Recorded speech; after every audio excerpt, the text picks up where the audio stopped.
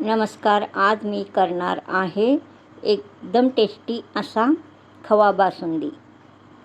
पाव वाटी खवा, थोडासा केसर, 4 वेलायची घेतला आहे, अर्धा वाटी साखर घेतलेला आहे, 1 लिटर दूध घ्यायचा.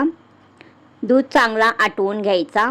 थोडासा दाटसरपणा असा आल्यानंतर त्यामध्ये साखर घालायचा.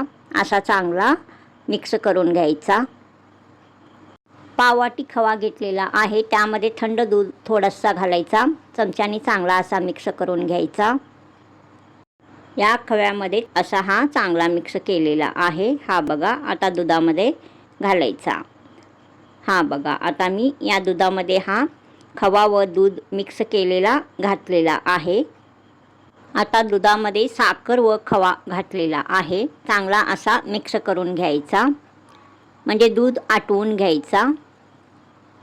4 वेलायची असा फोडून पूर्ण वेलायची घालायचा, फोडायचा असाच घालायचा. थोडासा केसर घालायचा या दुधामध्ये.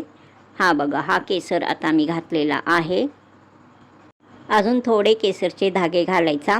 चांगला दाटसर होई तोपर्यंत चांगला परतायचा. हा बघा, टेस्टी बासुंदी येथे आता तयार झालेला आहे.